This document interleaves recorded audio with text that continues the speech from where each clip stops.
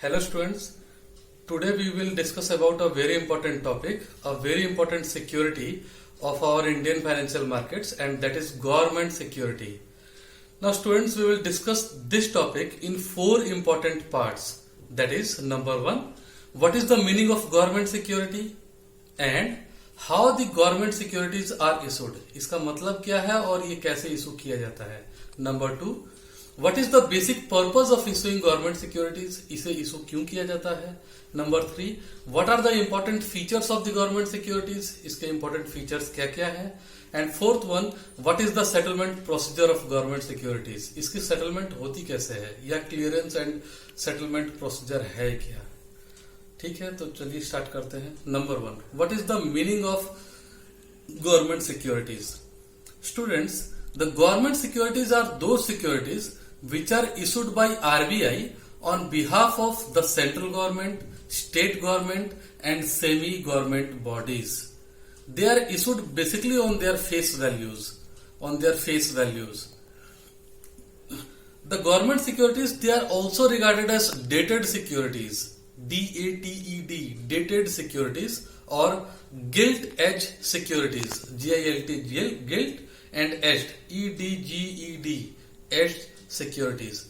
Now let us see why they are called as dated securities. Students, suppose this is the example of a government securities. मैंने यहाँ पे लिखा है 9.25% ZOI, capital ZOI 2025. Suppose this is a debt which was issued by the government of India. Now, in this particular debt, we can say that this percentage is basically the rate of interest which is applicable upon the government securities. That is 9.25%. ZOI stands for Government of India. That means who is the issuer of this security? That is the Government of India. Government of India has issued this security. That's why the name of Government of India is mentioned here. But what about this 2025?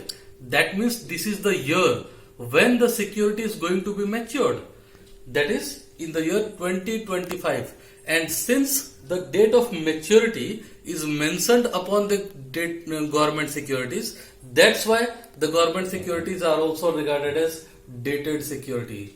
क्योंकि इस पर date of maturity, government securities को देखते ही आप बता सकते हैं कि इसकी डेट ऑफ मेच्योरिटी क्या है. मेच्योरिटी डेट लिखी होती है, that's why they are popularly known as dated securities. Now, why they are regarded as gilt-edged securities? Gilt-edged securities. इन्हें gilt-edged क्यों कहा जाता है?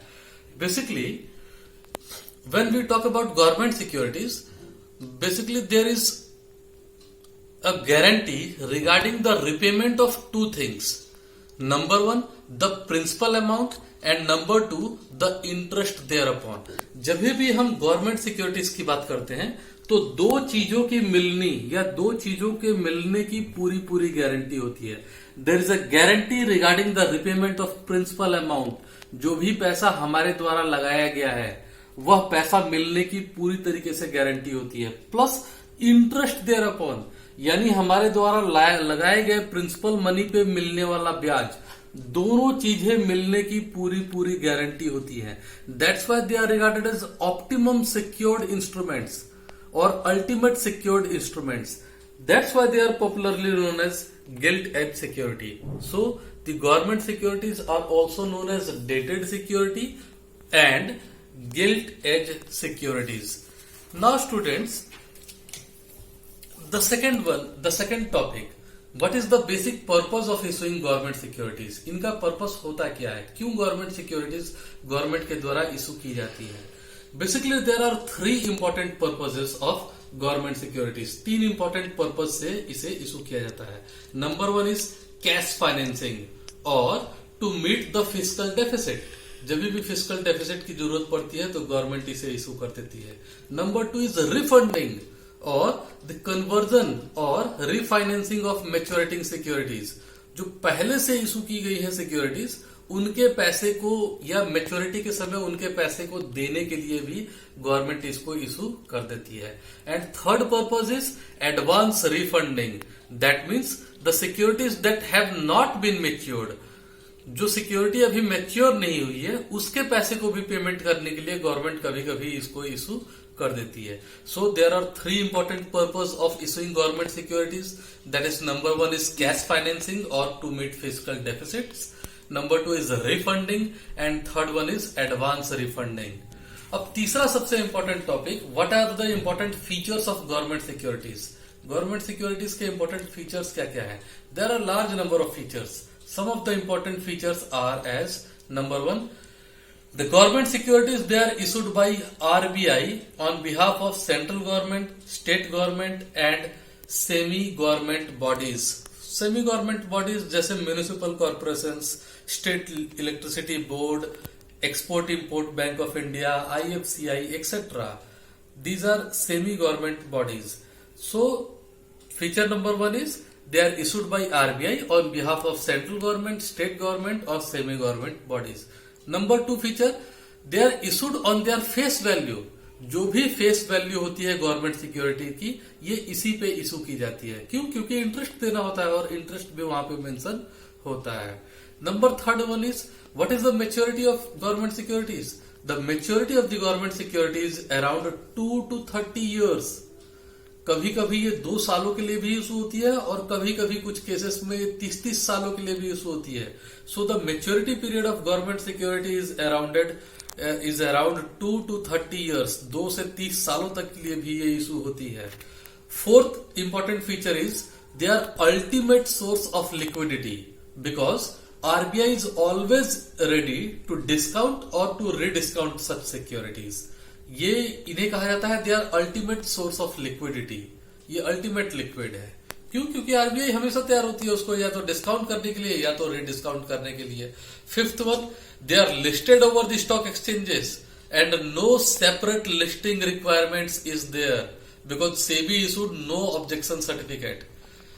स्टूडेंट्स, गवर्नमेंट सिक्योरिटीज ऐसी सिक्योरिटीज होती है जो स्टॉक मार्केट पे लिस्टेड होती है and we can secured them in dematerialised form. हम उसे डीमेट फॉर्म में भी सिक्योर कर सकते हैं. और सबसे इंपॉर्टेंट बात, इसके लिए कोई लिस्टिंग एग्रीमेंट या लिस्टिंग रिक्वायरमेंट की किसी प्रकार की कोई जरूरत नहीं है. क्यों? क्योंकि सेबी इसके लिए नो ऑब्जेक्शन सर्टिफिकेट देती है.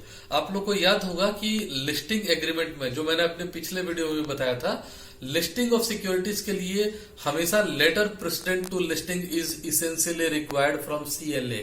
सेंट्रल लिस्टिंग अथॉरिटी एक letter precedent to listing issue करती है. But when we talk about government securities then there is no requirement of any such kind of listing requirements. कोई जरूरत नहीं होती है और सेबी यहाँ पे नो ऑब्जेक्शन सर्टिफिकेट देती है. Sixth important feature is rate of interest is calculated half yearly और बाई एनुअली. इसके ऊपर जो रेट ऑफ इंटरेस्ट मेंशन होता है, जो मैंने अभी कुछ देर पहले दिखाया था, जैसे 9.25% गवर्नमेंट ऑफ इंडिया 2025, तो 9.25 जो लिखा हुआ था that is paid half yearly और बाई एनुअली. ये एक साल में 2 बार इसके ऊपर जो रेट ऑफ इंटरेस्ट होती है वो कैलकुलेटेड होती है. Next important feature is it is used in payment of India subscription to IMF, IBRD, IDA, ADB etcetera. ये बेसिकली गवर्नमेंट ने उधारी लिया हुआ है IDA से, IDBI से, वर्ल्ड बैंक से, तो इनकी पेमेंट के लिए भी जो है गवर्नमेंट इन सिक्योरिटीज को इशू करती है. Next feature is absolutely secured financial instruments. That's why they are regarded as gilt एज सिक्योरिटीज. ये हम पहले भी डिस्कस कर चुके हैं. ये एब्सोल्युटली सिक्योर्ड होता है because there is a guarantee regarding the payment of both the amount, that is principal money plus interest thereupon. दोनों की गारंटी होती है. That's why they are regarded as absolutely secured financial instruments. Next important feature is they are issued in the denominations of ₹1000. ये 1,000 रुपए के denominations पे issue होते हैं. यानी एक गवर्नमेंट सिक्योरिटी खरीदनी होगी तो 1000 रुपए लगानी होगी, दूसरा तो 2000, तीसरा तो 3000, तो 1000 के मल्टीपल्स में ही ये इशू होता है. पहले पुराने जमाने में, याद से 10-20 साल पहले, ये 100 के मल्टीपल्स में इशू हुआ करते थे. लेकिन अब ये डिनोमिनेशंस जो इनकी वैल्यू है that is 1000 rupees. Next important feature is there is no need of issuing prospectus. Students, हम लोग जानते हैं कि किसी भी सिक्योरिटी को इशू करने में प्रोस्पेक्टस की जरूरत होती है. It is one of the important feature laid down by the provisions of companies act और the provisions of SEBI act. But when the government used to issue the government securities, then there is no need of issuing prospectus. In securities को issue करने के लिए prospectus की जरूरत बिल्कुल नहीं होती है. And last important feature is there is no need of underwriting for sale of government securities. जब सेल ऑफ गवर्नमेंट सिक्योरिटी, जब इनको बेचा जाता है तो अंडरराइटिंग फैसिलिटी की कोई जरूरत नहीं होती है. स्टूडेंट्स, आपको पता होगा अंडरराइटिंग का बेसिक फीचर क्या है.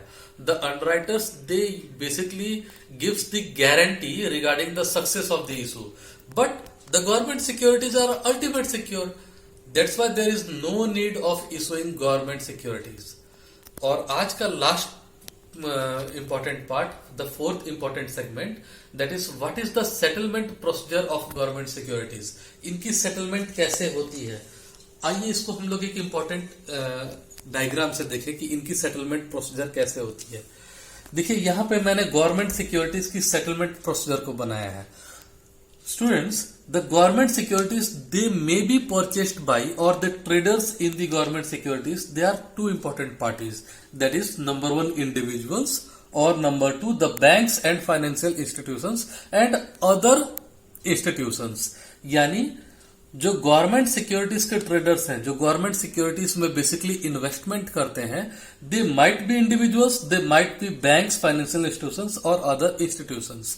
वो या तो इंडिविजुअल होंगे, या तो बैंक्स, फाइनेंशियल इंस्टीट्यूशंस या और कोई संस्थाएं होंगी. तो ट्रेडर्स बेसिकली 2 सेगमेंट में डिवाइडेड होते हैं. They might be individuals, they might be banks और financial institutions. Now when the individuals they purchase these government securities, they have to visit PDO of RBI. PDO stands for Public Debt Office of RBI.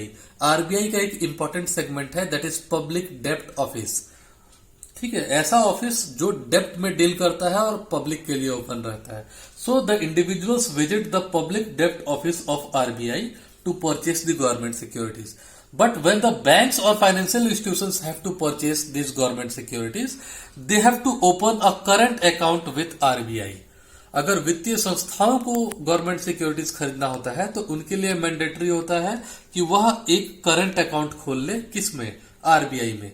किसी भी scheduled commercial bank में current account खोल ले, क्योंकि किसी भी commercial bank में RBI की परमिशन से ही करंट अकाउंट खुलती है.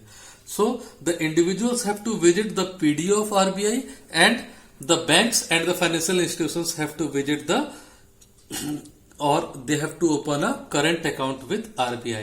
And the settlement procedure, final settlement procedure is same, that is DVP method. That means delivery versus payment method. Students, एक बहुत इंपॉर्टेंट मेथड है. कभी भी आप लोग फाइनेंशियल मार्केट की ट्रेडिंग सेटलमेंट में देखेंगे, क्लियरेंस एंड सेटलमेंट में एक डीवीपी मेथड होता है, डिलीवरी वर्सेस पेमेंट मेथड. इसका मतलब समझते हैं. देखिए, ये बेसिकली 1995 में गवर्नमेंट के द्वारा लॉन्च किया गया था, या आरबीआई के द्वारा इनिशिएट किया गया था डीवीपी मेथड. इसके तहत क्या किया गया है? इसके तहत 2 चीजें हैं. The payment prior to delivery, यानी सिक्योरिटीज जब डिलीवर्ड होने वाली हो उसके पहले ही पेमेंट करना होगा. Whosoever is the purchaser of the security, he is supposed to make payments prior to the delivery.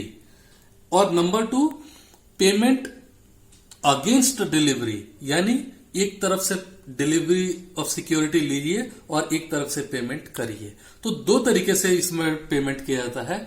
Payment prior to the delivery of security, पहले कर दो, या पेमेंट अगेंस्ट द सिक्योरिटी, एक तरफ से सिक्योरिटी लीजिए और एक तरफ से पेमेंट करिए, यानी दोनों एक साथ साथ होना चाहिए. So DVP method is used for the final settlement of the government security. But आज के डेट में ये डीवीपी मेथड भी बहुत ज्यादा रेलेवेंट नहीं है, because government securities they are listed over the stock exchanges, and in the stock exchanges we can held or we can hold the government securities in dematerialized form. तो demat form में भी हम लोग इसको secure कर सकते हैं. और स्टॉक मार्केट में आप लोग जानते ही हैं, इंस्टेंट पेमेंट होता है. पेमेंट के अगेंस्ट आपके यहाँ डिलीवरी ऑफ सिक्योरिटी ऑलरेडी हो जाती है. So students, this was all about government securities. आज के लिए इतना ही, बहुत बहुत धन्यवाद।